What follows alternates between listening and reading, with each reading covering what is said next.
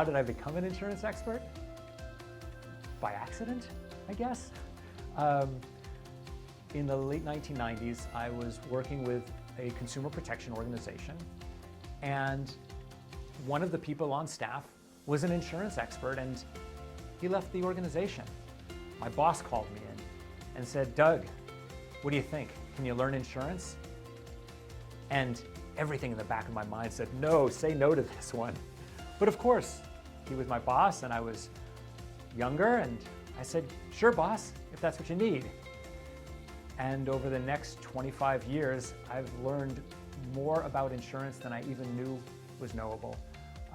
And it turns out that the work that I had always wanted to do, which was fight for fairness in the marketplace, make sure that people had an opportunity to have the financial freedom and economic chances that we all should have, is so closely tied to insurance. Because insurance is that one product that government makes us buy. It makes our lives easier. It makes us safe on the road. It allows us to own homes. So it turns out that insurance is just a critical part of economic opportunity and economic upliftment. And so what I've learned over the 27 years of studying insurance markets, of keeping a watchful eye on the insurance industry, and of fighting for consumer protections, is that insurance is like the grease of the economic system. It's sort of a foundation of economic opportunity for individuals and families, because it makes our roads and driving safer. It allows us the opportunity to buy homes. And also, laws require us to buy auto insurance. The mortgage companies require us to buy home insurance. And so there's a special obligation to oversee this market and oversee the companies that sell it.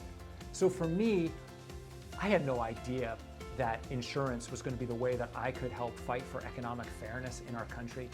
And I got lucky. Somebody asked me almost 30 years ago to study insurance when I was a young nonprofit employee just trying to do good in the world.